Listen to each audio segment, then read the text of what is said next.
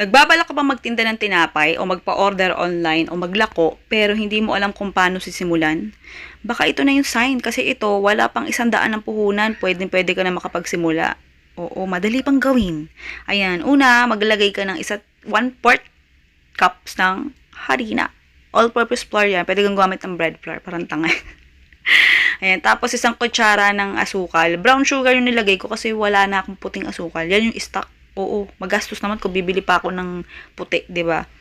Oo. Tapos ayan, 1 teaspoon ng instant dry yeast. Yung yeast na ginamit ko, ano yan, parang sa mga konti lang ang asukal na ginagamit. Tapos 3 kutsara ng milk powder.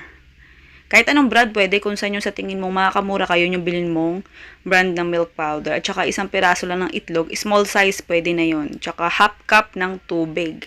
Tsaka mo haluin. Yung mixture natin nitong dough na to, sobrang lagkit. Oo.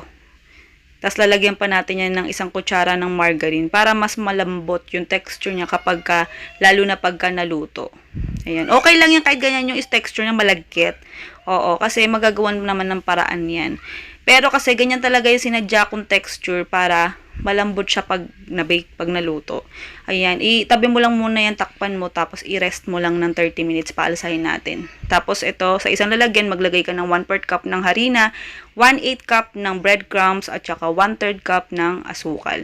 Brown sugar, ito yung ginamit ko kasi nga walang puti, pero mas okay kung puti ha. Tapos 1/4 cup ng margarine. Kung tingin mo parang nahihirapan ka haluin, dagdag ka konti ng mga 1/8 cup o 2 kutsara ng margarine. Pwede pa yun. Yan.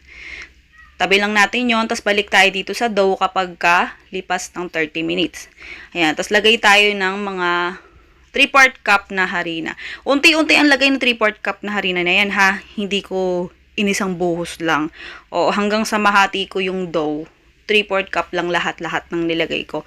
Ulitin ko ha, 3/4 cup lang yon. Pero kung gusto mo magdagdag, ikaw mabahala. Kaya nga lang kasi, pagka nagdagdag ka pa ng sobra sa 3/4 cup na harina, ano na yung texture nung tinapay mo. Sobra ng siksik, titigas na. Oo, pag na-bake. Kaya, mas bet ko yung ganyan, medyo malambot-lambot, na malagkit-lagkit. Yung mahirap inid, ganun.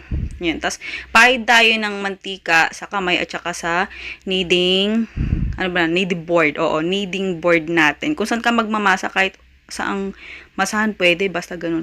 Yan, nilagay kong harina na yun, kasama yun sa 3/4 cup na nilagay ko sa sa recipe natin ha. Tapos masahin mo lang ng tama. Oo, bahala ka sa buhay mo kung anong klaseng pagmasa. Basta 2 minutes, ganun. Oo. Kasi nga, medyo malagkit-lagkit siya. Pero, gaangan mo yung kamay mo para hindi sumobrang dikit sa kamay mo yung dough. Oo. Tapos, hatiin mo yan sa 12 pieces.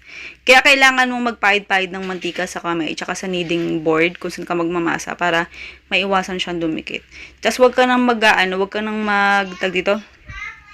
nang magbubudbud ng harina pagka pinaplat mo na siya.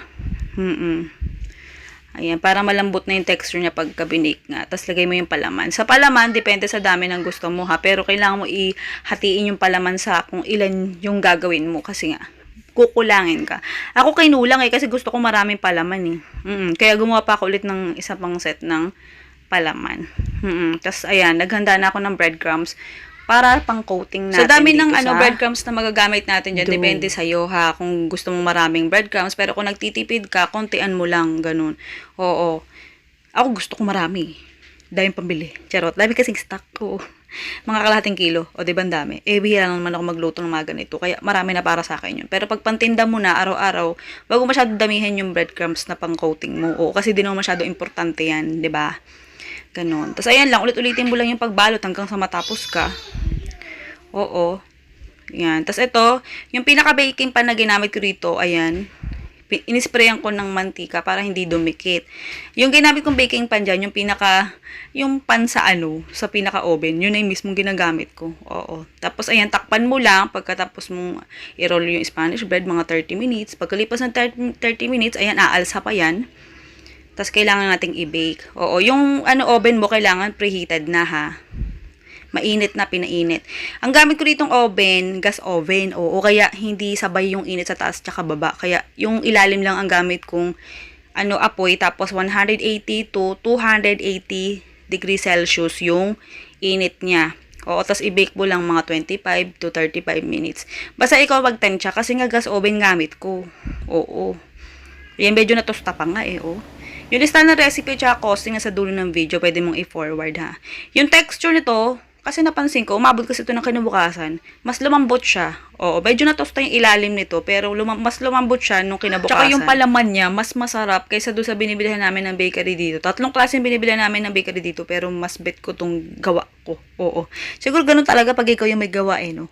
Mas nasasarapan ka sa luto mo. Sige na, ito na listahan ng recipe natin. Ito yung costing. Sige na, goodbye, good luck. Love you.